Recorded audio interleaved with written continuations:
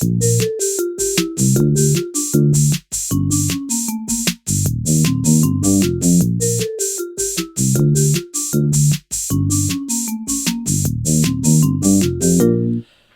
Festivus, everyone, and welcome to the Bad Reading Podcast. My name is Atlas Novak.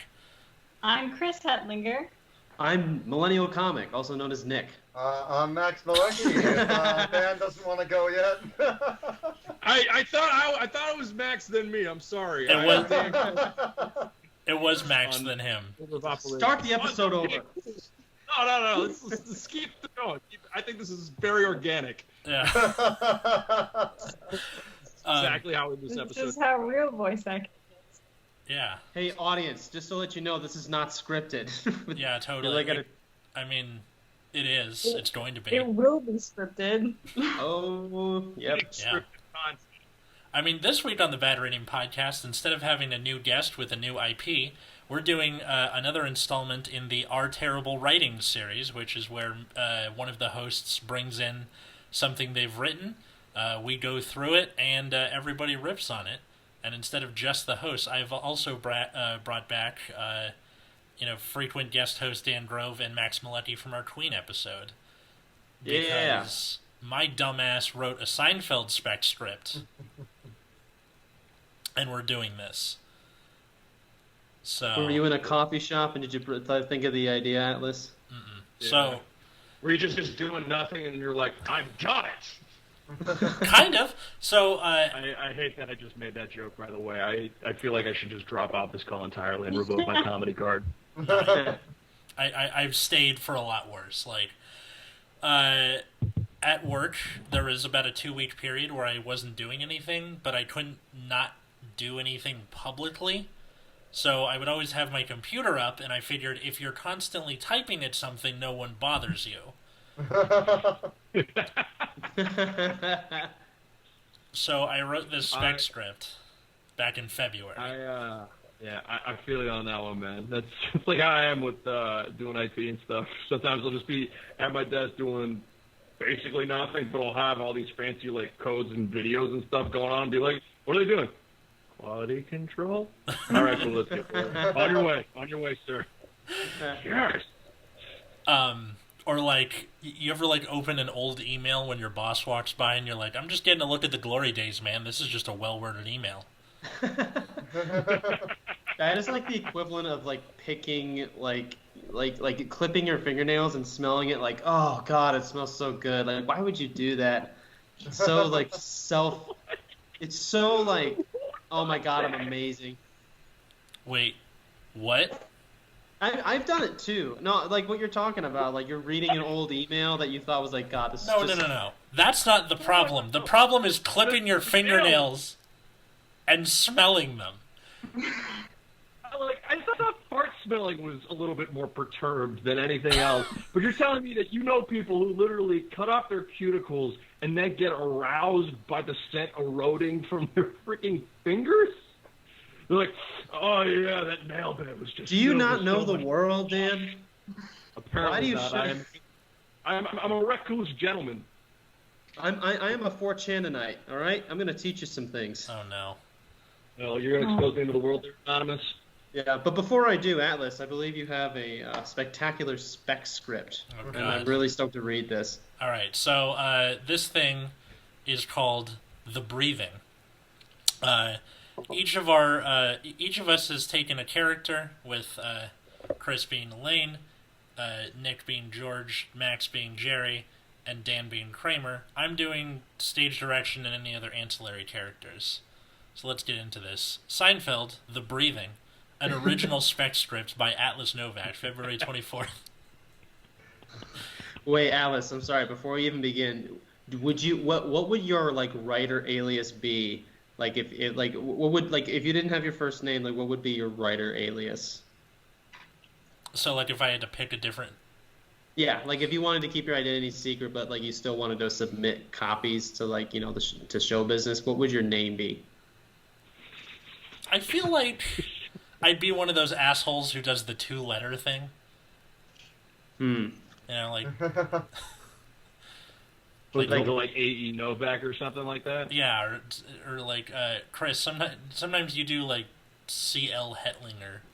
Yeah, But I that- do, but that's because I don't want people to know the length of my true name. Making mysterious and unheard of for the time being. I mean, I feel like if I was gonna do it, it would be like, or Nick said AE. I feel like that'd be good, or DL You Novak. call You don't know. it's just You DL. don't know.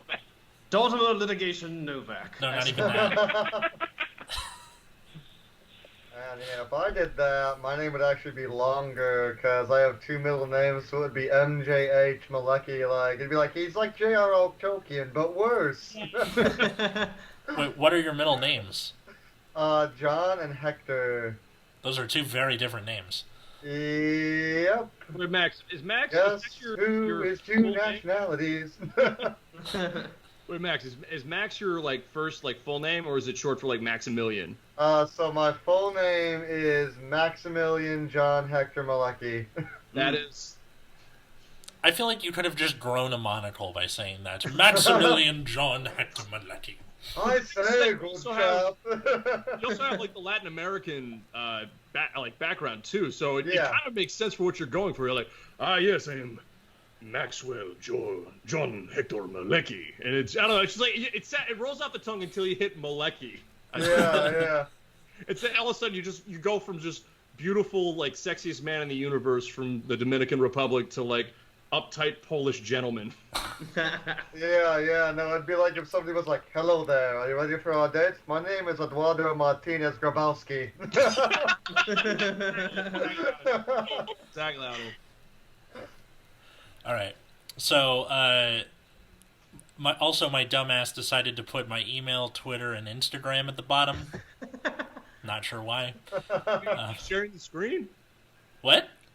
As long as you're not sharing the screen, the people aren't going to see it on the TV. Right, but that's just for like you like people out there now know that my dumbass is like maybe people are gonna read it and then I'll want to put my social in the bottom. I'm Hey, gonna get it's just so like many a sign that followers you have off confidence this. in this. It's a sign you have confidence in this, and we're going to take that confidence right out of you. Yes, let's do it. So cold open, exterior Yankee Stadium Friday night. A game is going on. George sits with his colleagues watching. You can see Steinbrenner's hair in the top of his forehead as he's seated a row below George with some other Yankee personnel, but not his whole face. So Steinbrenner is the owner of the Yankees who talks really fast for people who haven't seen Seinfeld in a long time. Also voiced by Larry David. Also voiced by Larry David, yes. I'll tell you what, the guys are looking great out there. They're crushing the ball. They're making the catches. They're stealing bases. We're a surefire win. We're going to take the pennant this year. Steinbrenner stadium whistles, causing all the Yankee personnel to wince from how loud it is. I think my roommate just knocked on the wall because of how loud it was. With apologies to my roommate Zell. Steinbrenner stadium whistles, causing all the Yankee personnel to wince from how loud it is. Come on, boys, join me! All the Yankee stadium whistle one after the other, with them clapping their hands in support. Georgie, come on, whistle with us! I'd rather not, sir. Oh, come on, we're at a game. This is where you stadium whistle. We're in a stadium. This is the perfect time to whistle. Come on, just do it already. Well, sir, it's not so much that I don't want to, it's just that I can't.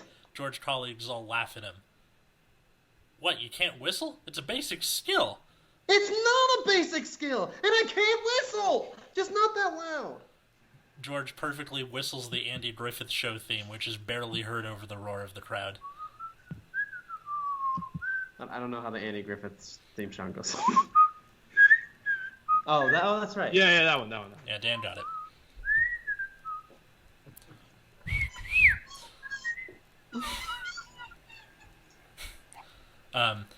That's pathetic. Everyone figures this out when they're like 4. What else, Costanza? Were you not potty trained either? George starts to whistle weakly, which is overtaken by the bass line playing, showing the next scene.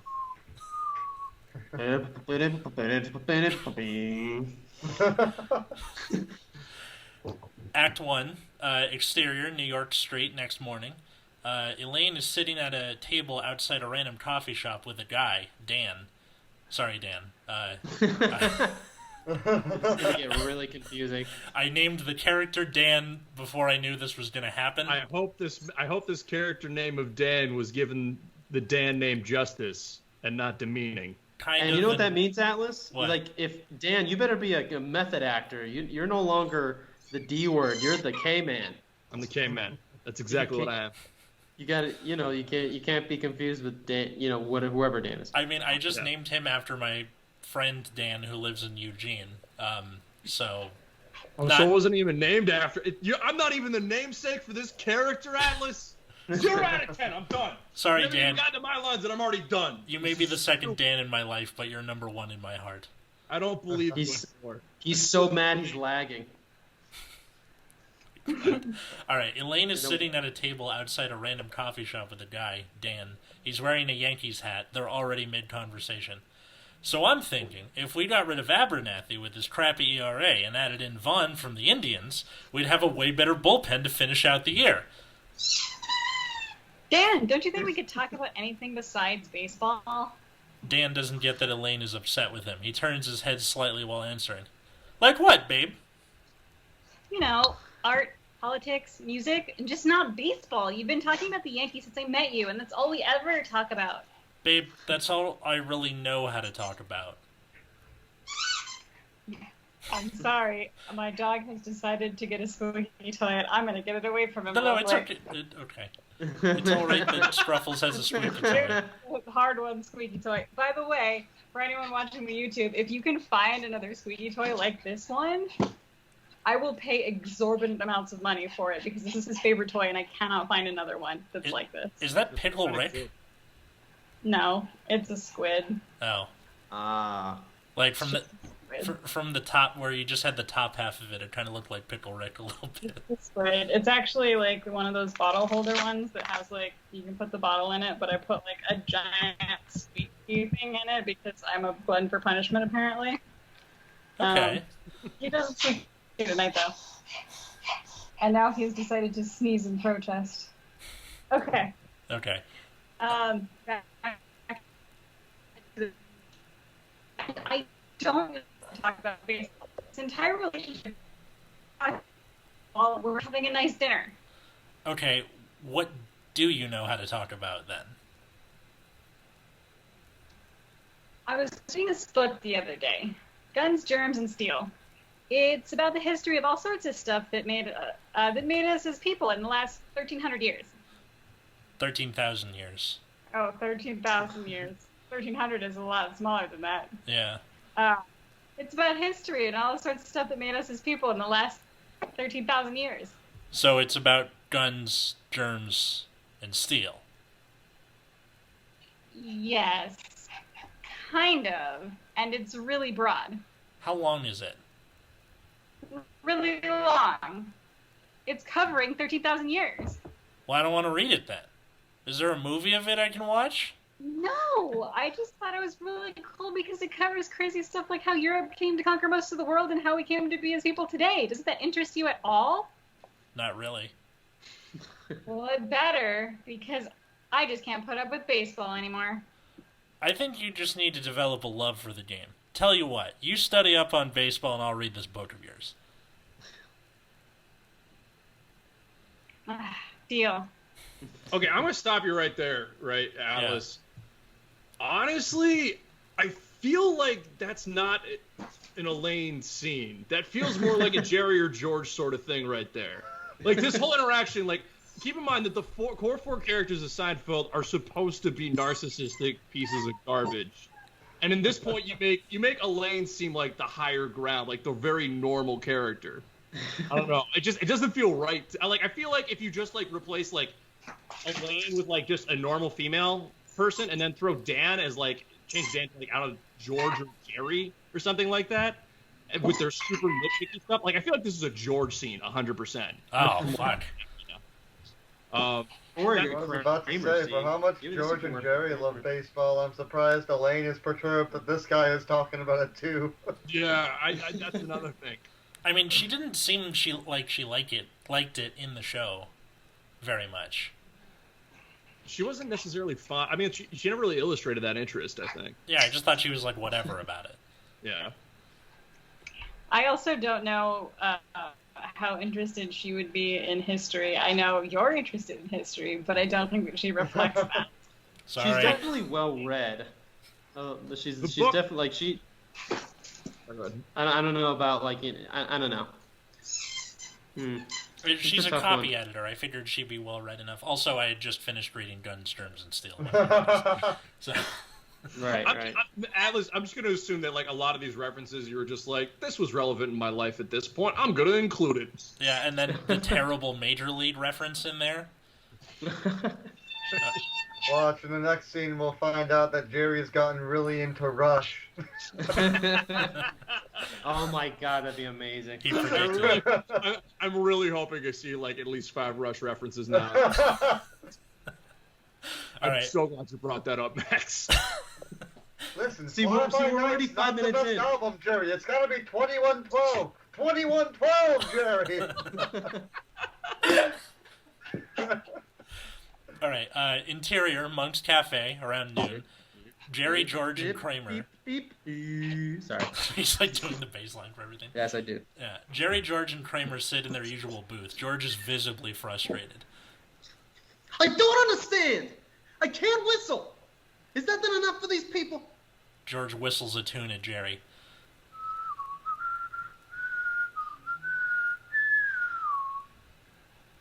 It's not that you can't whistle, it's that you can't whistle enough.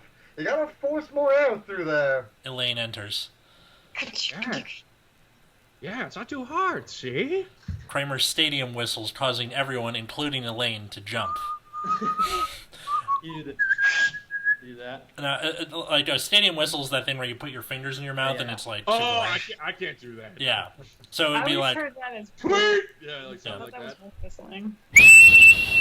Like that, but louder. Oh, okay. Yeah. Okay. A waitress drops a cup with a shatter. George ignores them.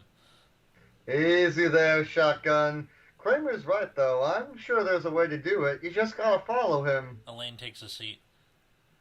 Anyone want to teach me about baseball? George? Nah, I'm good.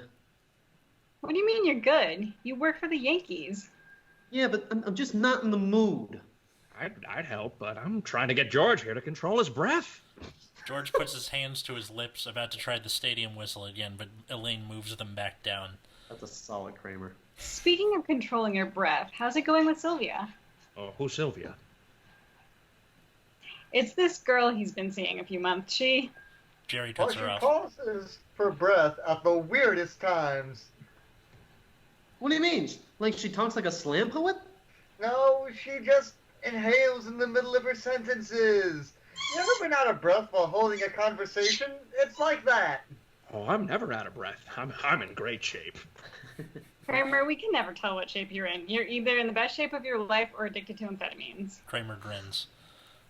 Tell you what, why don't you guys come to the game with me on Sunday and teach me how to whistle? That'll show them.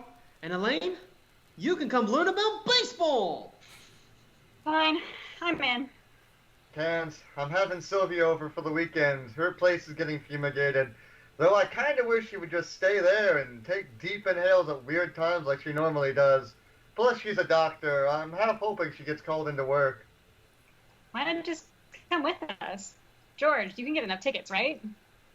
I could, but the front office only gives out up to 4 tickets at a time unless you request special permission. And I don't like their requisitions. Pretty sure he's the guy who's been stealing all my lunch out of the fridge every day. It's fine. She doesn't like baseball anyway. Says it's too boring and she likes golf better. Golf? Yes. Golf. That lady's weird. Exterior, New York Street. Friday afternoon, tracking shot. Jerry is walking. Beep, beep, beep. I have to do it. I'm not going to stop. Jerry is walking down the street with Sylvia. So, in the script, I put, like, pauses for breath, but Chris, just breathe at weird times. You don't have to follow it exactly. Gotcha. Yeah. Alright. So, how far is your breath, your place for mine. Oh, it's about 15 blocks. Do you want to get coffee? No, I'm all right. The duo sees a movie theater down the block from them. Jerry gets an idea. Now, how about we go see a movie? That'll kill some time. But I like talking with you. We can't do that in a movie. It's fine. We have all weekend. I just really want to see The two of them come outside the movie theater. None of the titles are appealing. Tomb Raider. Why? Oh, you know, I just really like the games. I don't know. I think it's gonna suck. I don't care if it's bad or not. I just want to see it, okay? But it might get called in. What if our weekend gets cut short? I'm sure it'll be fine. It's just 2 hours. Are you sure? Jerry grimaces. Yes. So, Hold up a second. Yeah, hang on. I have a very strong question right So Jerry is now a PS1 era gamer. Are you ready to pog on those noobs? Didn't you guys see that fat original PlayStation 1 next to the Superman statue in Jerry's apartment? It was in every episode. You just didn't notice it. Jerry, he killed Eris. Who killed Eris, Jerry? Who killed Eris, George? Sephiroth, Jerry. He killed Eris, Jerry. Oh, never liked that Sephiroth. He's such a phony. I just picked a movie that was really bad, and I didn't really give much consideration to when it came out, or... Is this the Angelina Jolie Tomb Raider or the Yes. newer one? No, the Angelina Okay. Jolie Tomb Raider. I'm guessing this is supposed to be the old one, yeah. Yeah. What year is this supposed to take place in? Is this supposed to take place in the 90s during the same like running years that the show was on air, or is it like modern day? Yeah, It's like early 2003. 2000s. It's early 2003. 2000s. Okay, so it's like post. So, yeah, so you have That movie didn't that come out in the 90s though? I thought it was like 2001 or something. Let's do a quick Mr. Google search. Yeah. Yeah. And then the Yeah, one guy who's a definitely. fan I of want the to find movie. out if this is actually an episode from the ill-fated Seinfeld reboot from 2003. That's not It's the one I 2000. want. Oh wait, no. Hang on. This, Film. please tell me this is gonna... 2001. Lara Croft Tomb Raider, 2001. Sounds about right. That's like when the boys who were around preteen age all got a crush on Angelina Jolie at the same time. Yeah. You know what's funny? I typed in the Google search Tomb Raider movie tits, because if I just typed in Tomb Raider movie, it was going to give me the 2018 one. I was like, oh, okay, I'll just do like in tits in there, and that'll probably get to Jolie, because that's what every guy was attracted to when that movie came out. But it didn't. So wait, do Made you a use fuckload tits of to money. narrow down every Google search where you're like H&R Block tits? No, I try and be cognizant of the Are affiliation that the main character is a part of. my tits tax deductible? Let's find out. Man, I'm just thinking of what other Seinfeld episodes in 2003 would be like. There'd be one where George is emasculated because his girlfriend's iPod has more storage than his, or something like that. There's a subreddit called Reddit Writes Seinfeld, and almost all of them have to do with modern day. So people will just pitch episode ideas where it's like, Elaine is attracted to someone, but she doesn't know what he looks like with his mask off, and keeps trying to get him to do it. Shit like that, where it's... Have you ever seen the Twitter thread called Seinfeld Esports? No. Holy It's shit. literally just Seinfeld episodes, but they're talking about video game premises, and like they're all like just professional gamers, and it's hysterical. I kind of love that. I'll try and find the Twitter thread and see if I can't bring it to you. What has that show done? I don't know, man. It's oh my god, It's great. that's the craziest thing I've ever heard. Nick, you have a bit about George coming out as trans. That is. I I'm mean, a that's not tea, that Jerry. crazy. No, I'm just saying, like, you can do kind of anything with these characters, and it's plausible. It's because they're that believable. That's what makes them great. Yeah. They're such pieces of shit. You think that they're your best friends. All right. Act 2. Interior George's apartment, Saturday morning. George and Kramer are sitting on George's couch. Elaine is on a love seat or chair nearby. Kramer's stadium whistles. Elaine keeps having to plug her ears as she's trying to read a magazine. See, the key is to make a small gap between your tongue and teeth where the air goes through. Kramer's stadium Kramer's stadium whistles again. Someone bangs on the floor and the ceiling from the apartments above and below, respectively. Why aren't you doing this outside? You're pissing off George's neighbors. Come on, Elaine, I gotta learn how to do this. And I don't want to go outside while I'm still learning. But you'll be outside while you're doing it at Yankee Stadium. Why not just practice there? You have 9 innings. A man has to know to do it before he gets there. Otherwise, he'll just get laughed at by everyone. Yeah. I want to have this down pat before I get there. George whistles weakly again. His cheeks puff up and he turns red trying, before getting a little bit of a stadium whistle out of it at the end.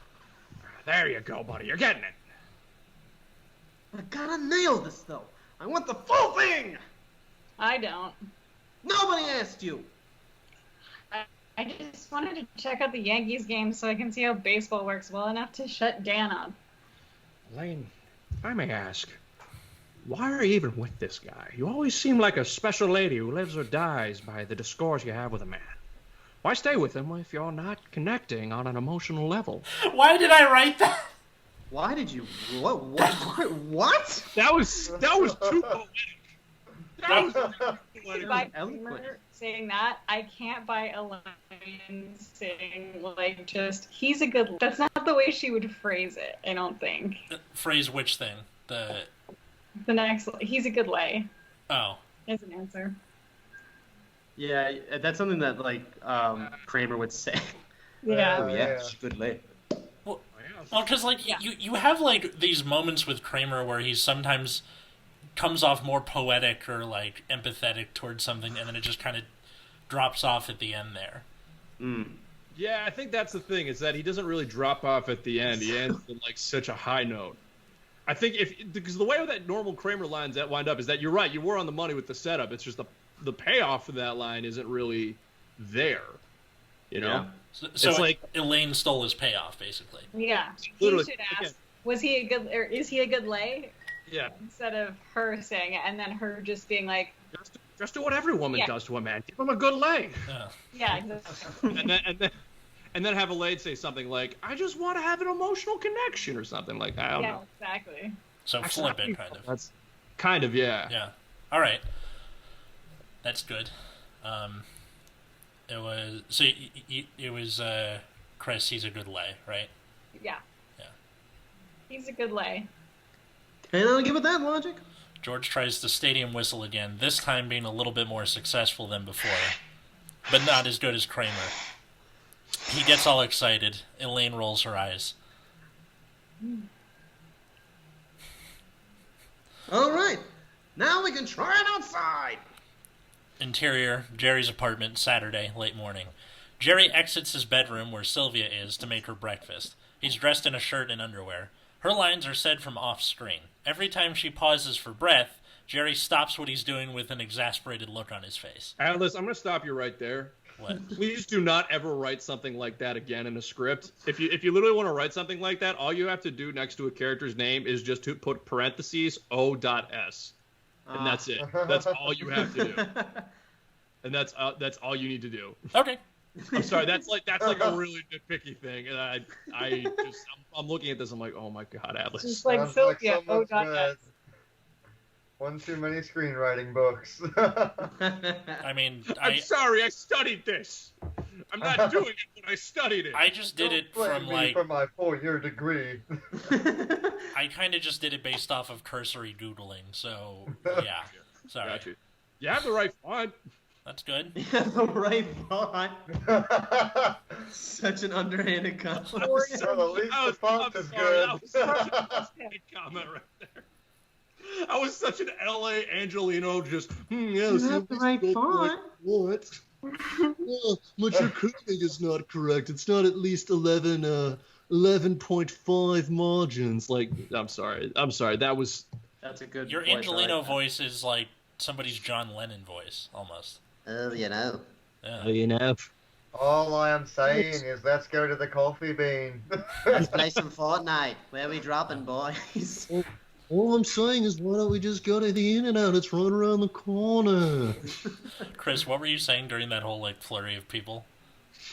Was I saying something? Yeah, and then we all As, kind of dragged as you this out. has been established before, I wake up at 5 every day. It is Oh. now at time of recording. It's 8:50 p.m. right now. If I have said something and I stopped, I will forget what I have said within 5 seconds. Got it. Like So- someone with Alzheimer's. All right, let's keep it moving. Don't interrupt, Chris, is Yeah. what I'm getting at. Oh no, feel free to. Just don't expect me to remember what we were talking about 5 seconds ago. Okay. I was just trying to make sure everybody was heard because it's 5 people, and I know that's a little complicated. So, all right. So, yeah. Every time she pauses for breath, Jerry stops what he's doing with an exasperated look on his face. Hang on, I'll make us breakfast. What do you like, pancakes or waffles? Waffles, please. Come on, that's not even the full word. What? Nothing. Jerry starts getting ingredients and the waffle iron out of various cabinets. I think maybe I should take my microphone and put it here. So I was thinking we could go to dinner with my parents this coming week. And I love how Sylvia sounds like somebody doing VO before they edit out the parts where they breathe in. She's like Tay Zonde in Chocolate Rain, where she moves her face away from the microphone to breathe it. Because it's like, so, I was... Fuck. Like, Let's get back to this. Oh, I'd love to, babe, but I have to take a trip to Ohio this week. I'm doing shows at a club out there. Oh, that's too bad. My parents are really excited to meet you. We've only been dating a couple of months, and you want me to meet your parents? It's just too soon. Oh, come on. It's just too soon. We're right here in town. Can we talk about this later? I'm almost done with your waffles. Jerry clearly isn't even close to done, but at that moment, Sylvia enters the living room. She's dressed already. Actually, I gotta go. Just got engaged. Jerry puts down the mixing bowl, feigning surprise. Oh, really? You can't stay for one waffle? Really gotta go. Emergency surgery. You can tell because my beeper went off.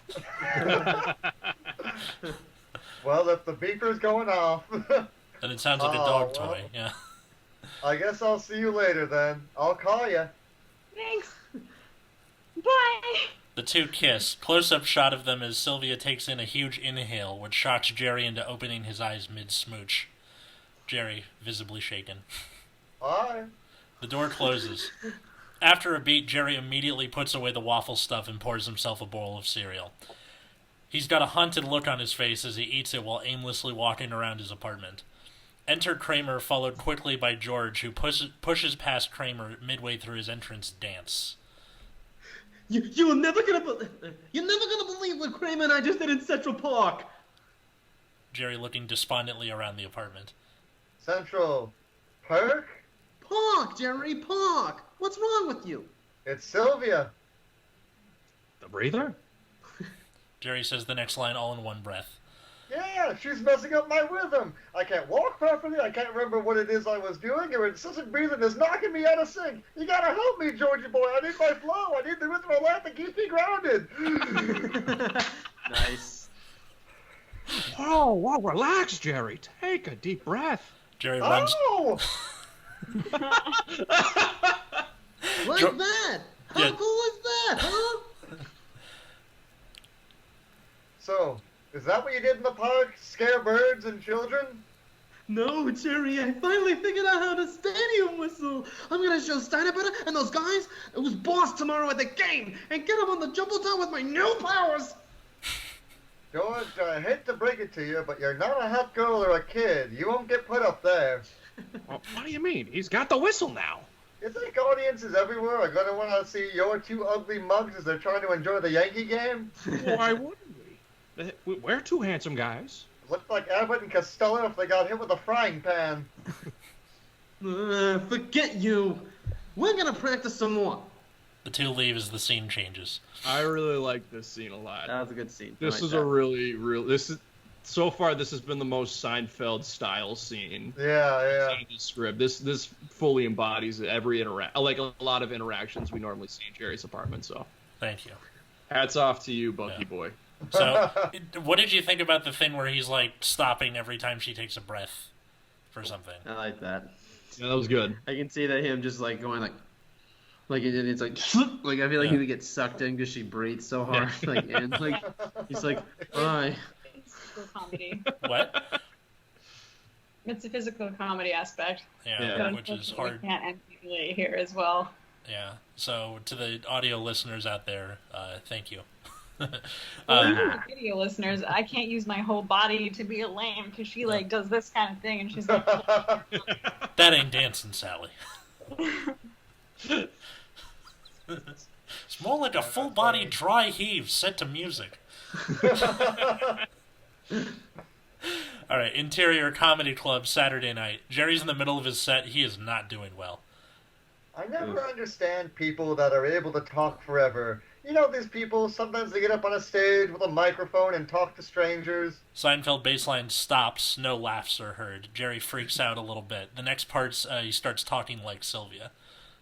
And other times they're out there, work, doing stuff.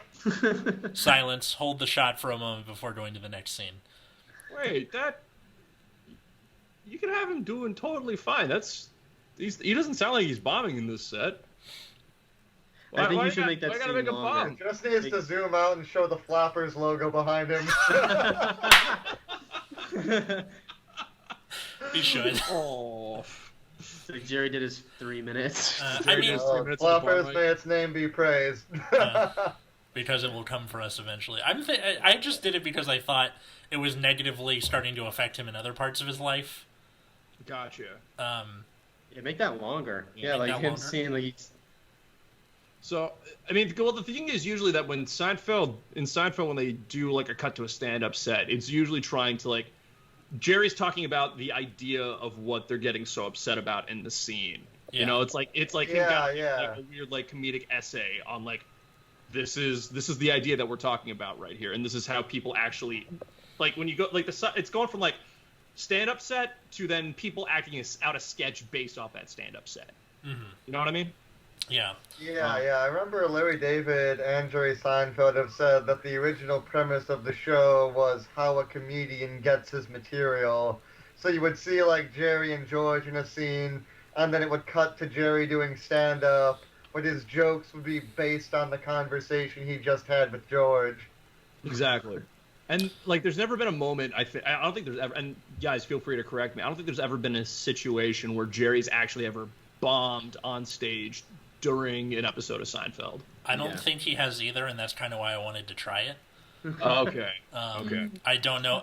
Obviously it didn't go so well, but I thought it would be interesting because there have been those times, like, you know, most of us here are comics, where you have something that's very weird to you and you haven't fully processed it yet, so you're like, I'm going to try and write a set about this, and it just doesn't work because you're still working on it. Gotcha. Or like something terrible happens to you, you're like, I'm going to write a bit about this right now, and then like it's been a day after the breakup and you haven't actually like gotten the objective hindsight, you know? You go up on stage and being like, I just broke up with my girlfriend, guys, and let me tell you, she's a bitch. Right? Anybody else? And then no one laughs. You're like, why aren't you laughing? This is hilarious. I hate her. She stepped on my heart. Yeah, exactly, kind of like that. Yeah. You don't But let what her I'm cross not hearing very- here, Atlas, is that Jerry's problems would have all been solved if he just signed up for a mic at the fourth wall before taking this act to a club. Ripping on our LA local open scene. like inside jokes. Oh, you know I got him. everybody, that was Jerry Seinfeld. Oh, that's an amazing Joe Minette. Oh, man. I'm actually very Fourth impressed by that. wall, may its name be praised as well. I miss Joe. I hope I he's need to hit okay. him up. And see. Yeah, Joe's a good dude. All right, interior hospital, Sunday morning. Jerry enters the room and walks up to the reception desk. He looks determined. Yeah, I'd like to see Dr. Spitz. Are you hit? here for an appointment? No, I'm a friend of hers. I just need to talk to her. My name's Jerry Seinfeld. 1 second. The receptionist picks up the phone and asks for Sylvia. Yeah, there's some weirdo here asking for Dr. Sylvia. Yeah. Yeah, gotcha. She'll be right down. Oh, I'm in the script. I'm sorry. No, that's great. I love it. I love that. That was good. That was a good ad-lib. Perfect impersonation of the receptionist from Ghostbusters. Hello, Ghostbusters. Yeah. Good. That was really good. Thanks. So you guys get free healthcare while you work here? Do you have to pay for insurance and all that stuff? I'm not authorized to disclose that to you, sir. Uh-huh, sure. Sylvia enters. She's dressed up in wrinkled scrubs and a lab coat, but she perks up when she sees Jerry. Jerry, what a nice surprise. I thought we were getting together until tonight. I keep wanting to offer this poor woman an inhaler. Foreshadowing. Yeah. Yeah, about that. You're a great girl, Sylvia, but I think we should go our separate ways. You're breaking up with me? Why? No reason. I just don't think we'll have time for each other. With me on the road and you working here all the time, we're just busy people, you know? Sylvia gets visibly hurt and starts to tear up. You're breaking up with me? Yeah, I am. Such a dick. Just decides to like the train has already left the station. Like, It's Sylvia. Oh, it's me. Yeah. Where's it? But why? Oh yeah, I'll make time. We can make it work. Jerry starts to back away, still trying to remain casual. nah, it's fine. We're just both too busy. Sylvia goes from hurt to angry. You're a jerk, Jerry Seinfeld. I hope you get hit in the face by life someday. Jerry as he Whatever walks that away. means. Yeah. Exterior, Central Park, Sunday late morning. Kramer and George are on a park bench practicing their stadium whistles. Guys, No, you don't it's actually fine. have to do the whistle. It's fine. It's fun. It just sounds like a really wet fart, or like It sounds like when you fart, but you spread your butt cheeks apart. So yes, it's just exactly like, that. there's no actual like vibration between the cheeks. Yeah, basically, or like a queef kind of. So You know, I'm really starting to get this. This will be great for today's game. Yeah, buddy, we'll be bell of the balls. I think that's the bells of the ball, Kramer. Bells of the ball sounds like something different. Different? A lot different.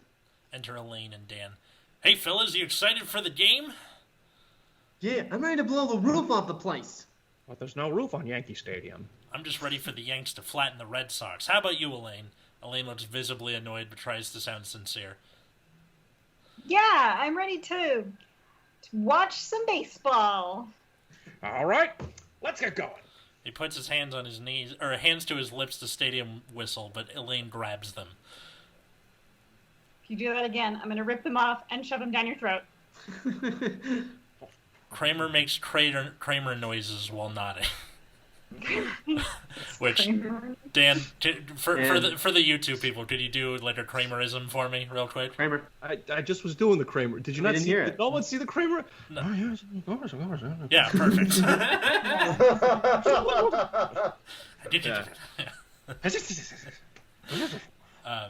Everything all right, babe? Oh, super. Let's go. Exterior Yankee Stadium, Sunday afternoon. We're midway through the game. George, Kramer, Elaine, and Dan sit in the stands. The camera is focused on them. We never see the game going on.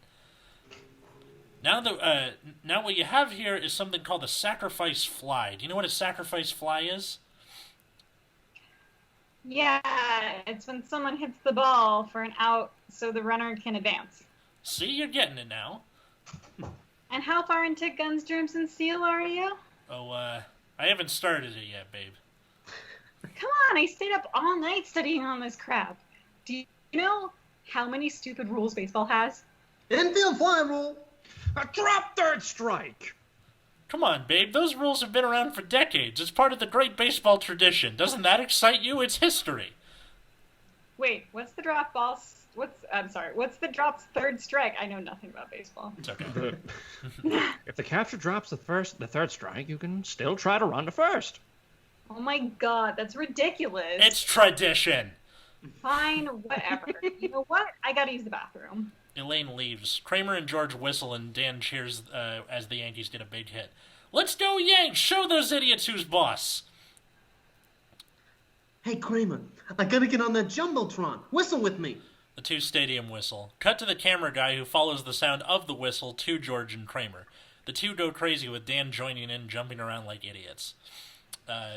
Interior Jerry's apartment. Jerry's eating cereal and watching the game when he sees George, Kramer, and Dan pop up on his TV. Well, I'll be. Those sons of bitches did it. Exterior Yankee Stadium. Dan, Kramer, and George are sitting watching the game. George and Kramer have food with them. Dan is looking more and more increasingly worried. Dan checks his watch. Hey, fellas, don't you think it's been a long time since Elaine went to the bathroom? What do you think she's doing? I don't like to think about women doing that. It's disrespectful. No, I mean, like, what if she got hurt or something? I'm sure she's fine, Dan. She's a smart lady. Interior Yankee Stadium. Okay, I gotta. Yeah. She would not say she's a smart lady. Yeah. George doesn't really care. Either way, he wants to get the whistle down. He's like, yeah, Elaine, whatever. He's waiting for the Jumbotron to come get him the whistle. Yeah, I think I made George and Kramer too good of people. If I may offer a Seinfeld criticism, one of Seinfeld's girlfriends goes, "It's just so much fluff." a lot of dialogue. A lot of dialogue is a little fluffy, but it's good. Star Wars. I just look old candy lady. You're a cashier. Okay, interior Yankee Stadium hallway. Elaine is wandering Yankee Stadium in confusion. She walks up to a cotton candy lady. Excuse me, ma'am. Can you help me find my seat? Cotton candy lady is visibly annoyed. I'll be the cotton candy lady too. What's your seat number? That's fine. I was thinking, what's your seat number? But I like the sleazy I like one. this. Nick, you can be cotton candy lady. Yeah. What's your seat number, darling? God, so distracting. I love it. I can't remember, or I'd be there right now. All the sections are numbered.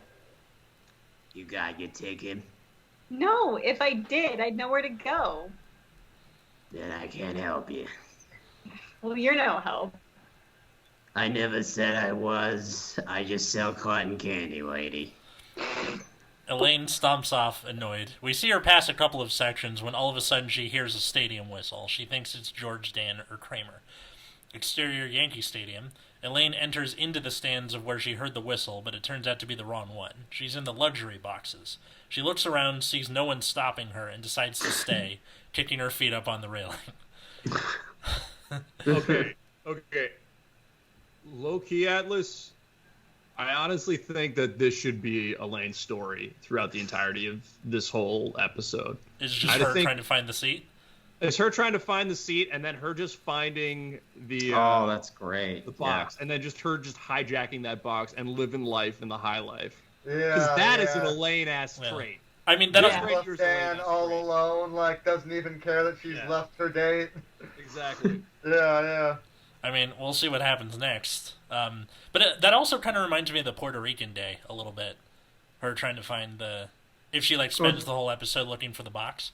Or the Chinese restaurant. Well, no, that's them Subway. in one place. But yeah. All right.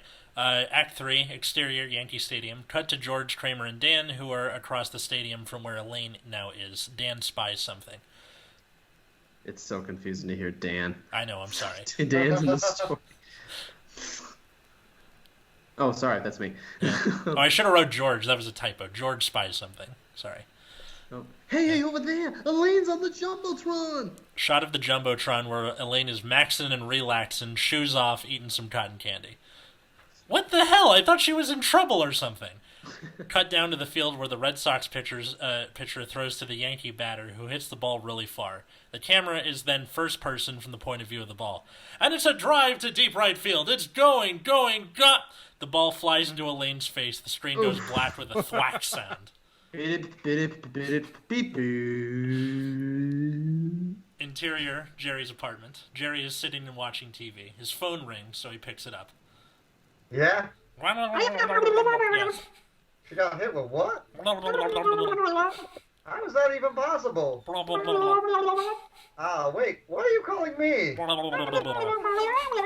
I'm an emergency contact?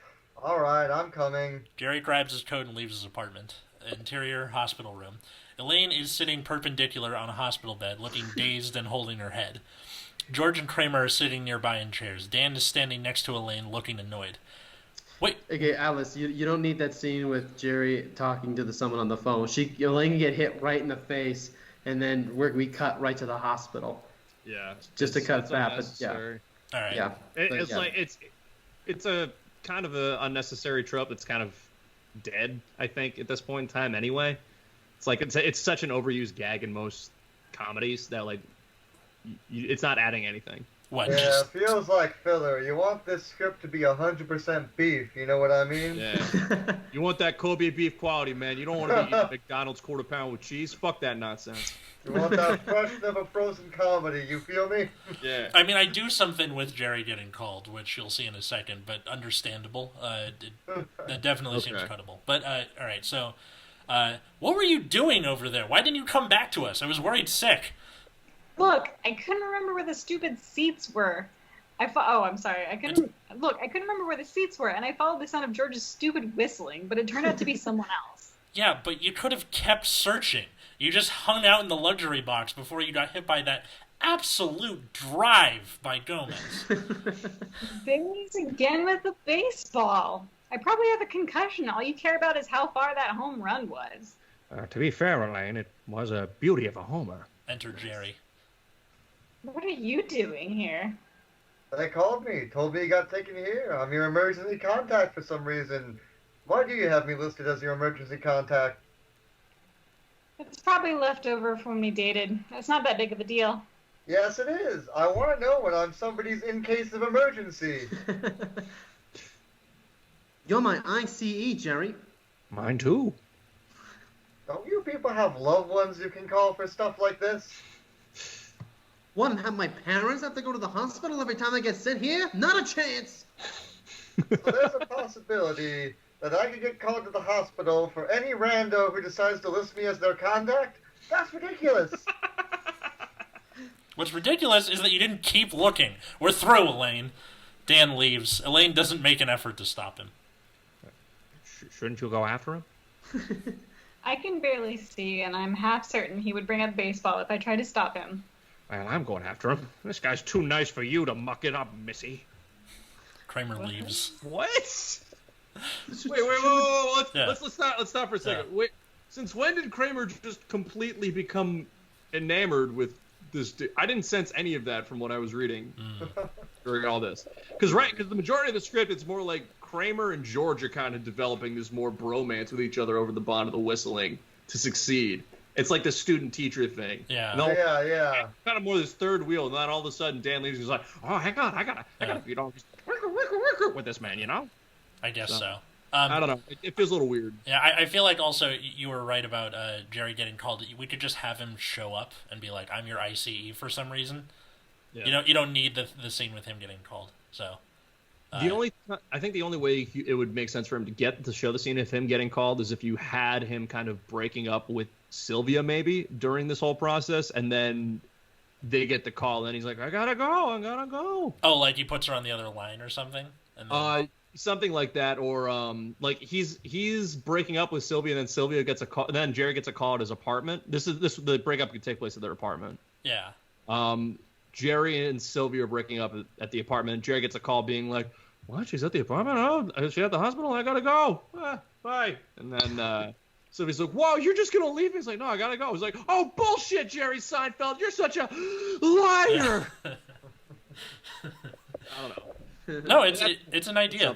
There's something to it. Okay, so I think it's just because I needed an excuse to get rid of Kramer out of the scene. I got you. But yeah, you're right. They didn't really have enough of an organic relationship with each other. Could you have had you could have put a Jello cart outside and have Kramer leave? Yeah, that could be something, you know. What, like something as simple as there's Jello. Ooh, I hope it's green, and then just leave. Yeah, exactly. Yeah, like, I'm gonna head out. I saw they have a Jello cart outside. I hope it's green. Yeah. Well, yeah. You could have Kramer be really into Jello for most of the episode too. Just make a popping sound. Like have him at the game, and he's like asking the snack guy for Jello, and they're like, "Sir, this is a baseball game." Yeah. The trick to the good whistle is Jello. That's the trick. The trick to the good whistle is Jello. I like and that. then Kramer, and then neither of them can actually whistle properly, so they can't get on the jumbotron. But it cuts to them trying to do the whistle on the jumbotron, and they're just failing miserably. Yeah. And they spit up all the Jello. Yeah, exactly. But all right, so Kramer leaves. Shouldn't the doctor be here by now? It's been like half an hour. As if on cue, Sylvia enters. She's shocked and angered by Jerry's presence, but keeps it together to be professional. Sylvia, coldly, a la Hello, Newman. Hello, Jerry. Sylvia turns away from him, putting on a friendlier voice to speak to Elaine. Miss Beans, I'm Dr. Spitz. I hear you took a baseball head, and you're worried you have a concussion? Jerry notices she's not taking weird breaths anymore and gets a confused look on his face, sitting down next to George. I'm sorry, that's Miss Benez, not Miss Beans. Yeah, Beans. It's Miss Beans. I'm just reading it as written. I'm sorry. It was probably just the wind, dear. Oh, I've only seen that word written. Oh, okay.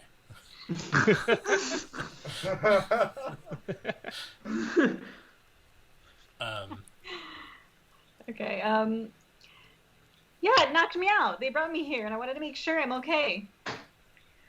Okay, we'll have a look. Just give me a moment. Sylvia takes out an inhaler and takes a big puff before getting out the light-emitting eye exam tool. I don't know what that's called. And looking into Elaine's eye. Jerry gets a look... You don't know what it is, and you work at an ophthalmology clinic? That doesn't... I don't deal with patients. I'm in the back. What is it called? A pen light. A pan light? Pen. Pen light. It's a pen, and it's a light. Oh, okay. All right, pen light. Okay. If you work in the back, that's where all the equipment is stored. Well, technically, it's medical records, so no, it's not. Medical records of how people examine people. Yeah. Dude, Tony Hinchcliffe would be disappointed. Yeah, he would. He didn't know that. All right. Gets out the pen light and looks into Elaine's eye. Jerry gets a look of horrible understanding on his face. Hey, Sylvia, did you always use that inhaler? No, Jerry. I was recently diagnosed with a mild form of asthma. This has helped me immeasurably in breathing. Jerry jumps up, realizing the weird breathing was because of the asthma. So wait, you weren't breathing weird because you're from Sweden or William Shatner's daughter or something? Sylvia puts the pen light down in disgust and turns toward Jerry. No, I was breathing weird because I was out of breath. Wait, did you break up with me because I was literally dying from lack of oxygen? So do I have a concussion or not? Sylvia brushing her off. Oh. No, you're fine. Just get some rest. Great then. No, I just thought we were headed separate ways, and it would have been a slow demise if we kept seeing each other. Right, George? George is clearly not paying attention. He's reading the newspaper. Huh? Oh, yeah. You told me you guys just couldn't make it work. Sylvia doesn't believe it. You broke up with me because I couldn't breathe.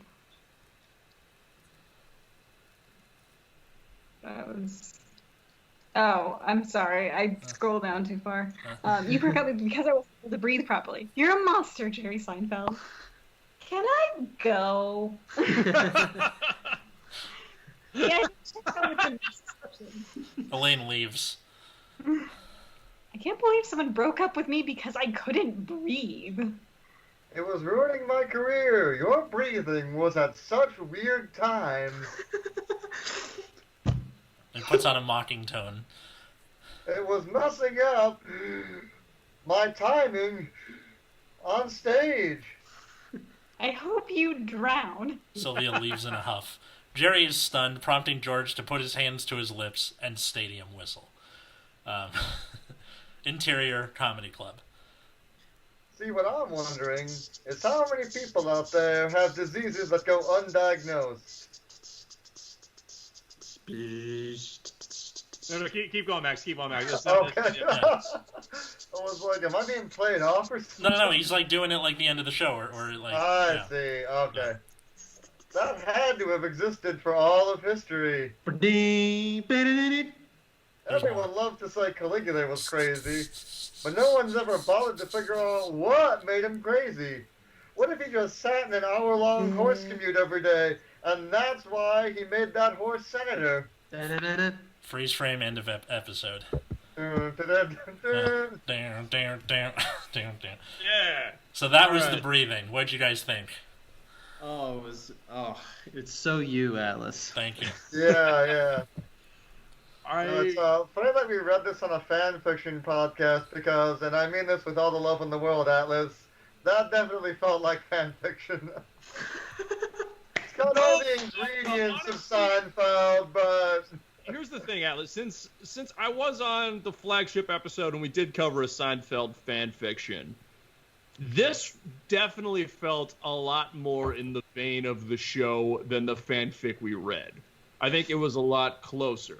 So in that, and I know I shat on you a couple times about like, oh, this doesn't sound like Elaine or this doesn't sound like Jerry, but it was definitely a lot closer than what I read. So, and all in all, I really did enjoy it. I think it was a good first draft. Yeah, like you're right. I can probably cut him getting called and just have him show up and like. Well, I think there's some other. I think there's some other stuff I'd like to see kind of played around. Maybe you tweak around some different plot points. Yeah. Here and there. Like I think your story with Jerry and Sylvia is very strong. I think that's something you got going there that's really good. I would like to see like one or two more scenes of like Jerry kind of like struggling to explore his relationship, and I'd like to see where else outside of just the dating, just the stand-up, where Jerry's struggling to find his breathing again and feel like he's totally thrown off. Like you could have him and George and Kramer and Elaine all at like the restaurant the next day, or like a couple days from now or something. I don't know. Have him at the diner, and then Jerry's struggling to order like, yeah, like a cup of coffee, like something like that. And George is yeah, like maybe he feels like he has to pause every so often to account for the woman's breathing, and that's what throws him off. He's like, I'll have a cup of coffee. Jerry, why are you talking like that? Oh, it's Sylvia. She has to take a breath every 5 minutes. I can't say a full sentence before she has to take another breath or something like that. You know what that reminds me of is when George pretended to have like an arm injury where he moves his arm like this. And then he does it so much that he actually hurts his arm, so he actually starts doing it. Yeah. I don't remember. I remember the one where he pretends to be handicapped to get that job, and then there's that. yeah. There's that montage of him with like the wheelchair all the way up the ramp. Yeah, where he's like on the wheelchair up the ramp, and like someone's carrying him to his office. And... Yeah. I love the one where he's on the rascal. And he's getting chased, and then he ends up picking up the rascal and running, and he runs right in front of his boss. And his boss looks at him, and he looks at his boss, and he just goes, "Are you a religious man, sir?" Chris, what'd you think? I pretty much agree with it. I also think that it was a little, like, again, it wasn't very organic. If you wanted to build up more with Dan, he should have been a more integral part of the whistle learning process. That's actually a really good point. I really, because right now is that the character of Dan he feels totally unnecessary. I think. Like I know you're trying to use him kind of as the plot device for Elaine in the episode, but to be perfectly frank, Elaine's story is easily the weakest part of the entire episode. he needs to be integrated more somehow in some way, shape, or form. So if he was the one who was teaching George how to whistle instead of Kramer, that could have been a way to integrate him more. And then that would have given a vested interest in George not wanting Elaine to break up with him because he's teaching him how to whistle. Yeah. Because, like, I think I struggled with trying, like, because I know they tried to get every character to have something to do every episode. Mm-hmm. And I think I struggled the most with Kramer and Elaine than I did with Jerry or George. Well, okay. There are episodes that are heavy in each character. Mm-hmm. You know what you could do, actually, because it might make Dan feel a little more unique if he's obsessed with a different sport, like, because, you know, George works for the Yankees, Jerry and Kramer are both big baseball fans. There's even a couple episodes I'm remembering now where Elaine, like, goes to baseball games. Maybe if, like, Dan was, like, a hockey guy, he was one of those, like, hockey bros. He's really into cricket. That might make him a little more unique, and then, yeah, you could have, like, Kramer be, like, the guy who's into hockey, so he's, like, Elaine's hockey mentor, and George is just trying to be a better fan, so you could still have the stadium whistle, but then you could just change it to a hockey game, which might make everything feel a bit more original, a bit more unique, you know, and Dan could feel more like his own character, like, oh, Putty was obsessed, you know, with the Jersey Devils, like, you know, she had the other boyfriend who was obsessed with cleanliness, and this is the hockey guy. Wait. You know what I mean? Do people get hit with hockey pucks at games? Oh, yeah. That's a thing. Okay. It's a very common thing, yeah. All right. Yeah, that there's something to that, because I think I just wanted baseball, for, like, to get them into the stadium easier, because George works there. But also just to have him be a jerk at the end by having him, like, it was Probably just explain it as Steinbrenner owns a hockey team, too. That'd be good. I mean, Steinbrenner's a real person. Or, he's dead now, but he was. Yes, George, come in. Yeah. Yes, George. I still stand by my previous statement about making Kramer really obsessed with Jell-O this episode. I like the Yeah, like the Jell-O yeah. idea. I think I'm going to do that. Well, that was the second volume of Our Terrible Writings. Well, I have a few notes, but it's this would have been a perfect time to bring in the Whistler, a character that, like, teaches George and Kramer how to whistle. Like you know, like, weird people that are, like, weird characters, like, on the show. Like, this is a guy who, like, they got him off the streets. Like, dude, he's the best whistler I've ever seen. Oh, it's like Kramer's like, I know a guy. Like, Bob It's like, oh, my good friend Bob Sacramento is a really good whistler. Yeah. You get to see Bob Sacramento. That'd be funny. Or Derby. I think maybe Dan should have been Putty. If I don't know, like, that's like, cause who is Dan? Is she, like, the current guy Elaine's dating? I literally just made up a person. He doesn't. If you're gonna do a spec like this, you want to make sure that you're not introducing too many new characters. So, like, I think having Putty involved in that instead might make a little bit more sense. Well, because she's always like fed up with him anyway, so I think that's better. Yeah. I mean, I would accept that there's a revolving door for Elaine and for Jerry, you know, for their girlfriends and boyfriends respectively. So I think you can buy that Dan, you know, is only in one episode and Sylvia is only in one episode. Okay. Well, yeah, besides that, nothing. With that. I got nothing. Yeah. Well, that's notes. What did you think? Comment below or tweet at us at BadRatingPod. We have a Patreon, patreon.com/badreadingpod. Help support the show. You get access to stuff like a Discord server or voting on the fic we read every week. And they're all named after shitty tropes in fiction. Guys, thank you for doing this with me. No clapping. Where can people find you? Follow you out there. At stolen_relic on Instagram and Twitter is where I'm at, and also on Twitch, Scruffle Kerfuffle, and also YouTube if you want to watch me game a little bit with Backseat Dad. Nick? You can find me at Millennial Comic on Instagram, and you can find me in my sister's garage. You have a sister? What? No. What?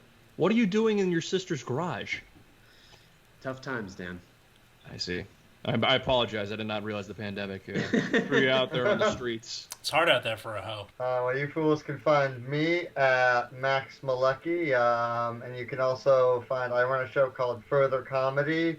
When it's not a pandemic, we do a live show in Echo Park, so if you're in the Los Angeles area, come check that out. We also do online shows.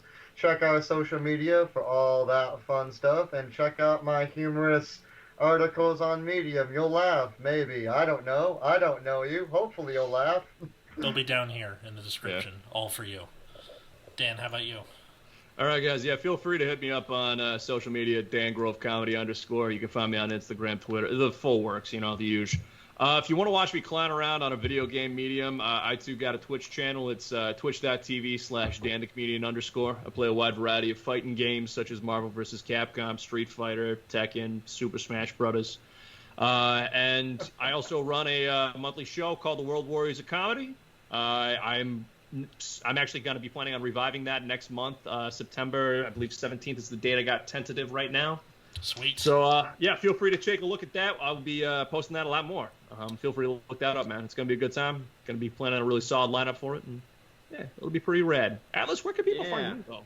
At Atlas Novak, Twitter, Instagram. And I already said all the stuff about bad reading. Thanks, everybody, for listening. Wash your fucking hands and have a good night.